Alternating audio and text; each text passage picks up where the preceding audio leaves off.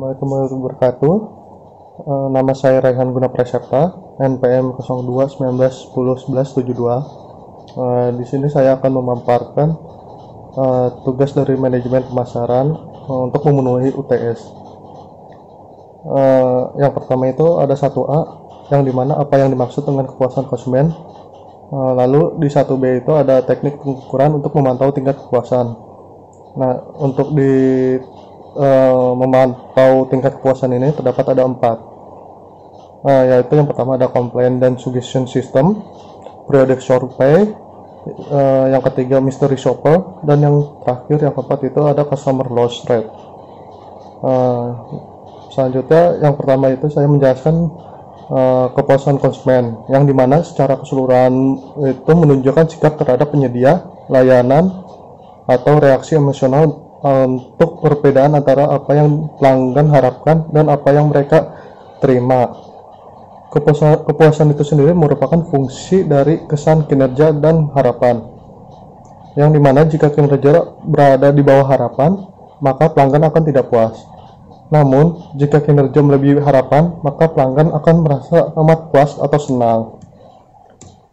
Lalu ada menurut para ahli mengenai kepuasan konsumen. Yang pertama itu menurut Jiptono, yang dimana kepuasan konsumen adalah perasaan yang senang atau kecewa seseorang yang muncul setelah membandingkan antara persepsi terhadap kinerja atau hasil suatu produk dengan harapan-harapannya.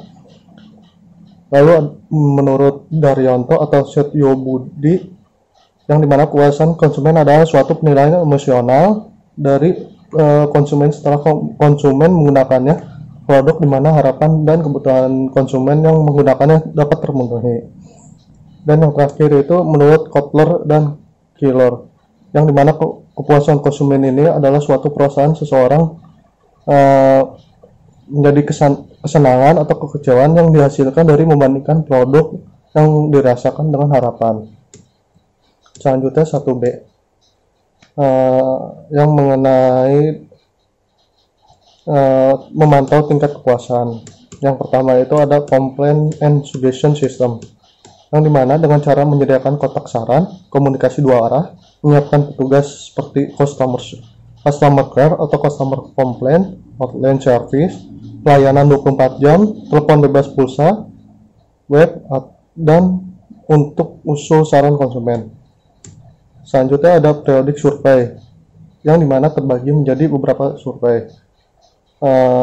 Yang pertama itu ada survei tahunan atau bisa disebut dengan annual survey. Survei tahunan ini adalah suatu survei yang harus dilaksanakan dalam rentang waktu 3 bulan sebelum hingga atau 3 bulan sesudah tanggal periode kelas berlaku setiap tahun.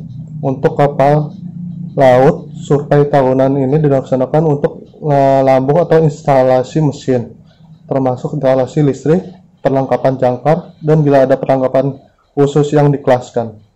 Lalu yang kedua ada survei antara atau bisa disebut dengan intermediate survei, yang dimana jatuh tempo survei antara secara nominal 2,5 tahun sejak awal berlakunya kelas dan setiap pembaruan kelas, dan untuk kapal seagoing yang dilakukan baik pada saat atau antara survei tahunan kedua atau ketiga.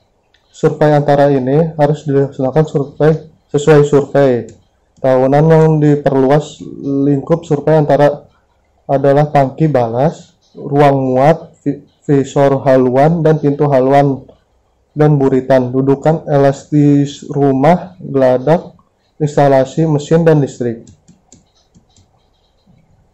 Dan yang terakhir ada survei pembaruan kelas, yang atau bisa disebut kelas renewal survei, yang dimana survei pembaruan kelas ini adalah suatu survei yang dilaksanakan setiap 5 tahun sekali. Setiap berakhirnya masa berlaku sertifikat klasifikasi dan dilaksanakan setiap dapat dimulai pada survei tahunan keempat dan akan berlangsungnya untuk diselesaikan sampai pada akhir periode kelas. Survei pembaruan kelas ini dilaksanakan untuk pembaruan kelas pada lambung instalasi mesin, termasuk instalasi listrik dan perlengkapan khusus yang dilaksanakan harus diselesaikan pada akhir periode kelas. Selanjutnya ada mystery shopper, adalah suatu metode untuk mengukur integritas kelas dan kuantitas layanan atau kepatuhan terhadap peraturan internal atau eksternal, atau untuk mengumpulkan informasi spesifik tentang produk atau layanan. Lalu mystery shopper ini itu sendiri adalah suatu kegiatan yang menjadi pelanggan atau pembeli di suatu tempat usaha atau perusahaan dengan tujuan lakukan evaluasi secara objektif terhadap layanan di tempat usaha atau perusahaan tersebut. Dan yang terakhir itu ada customer loss rate, adalah suatu ukuran jumlah orang atau benda yang masuk atau keluar dari suatu kelompok dalam jangka waktu tertentu. Istilah ini biasanya digunakan dalam konteks customer base, yang sebagai persentase pelanggan yang meninggalkan supplier dalam jangka waktu tertentu. Sekian dan terima kasih atas waktunya untuk melihat video saya.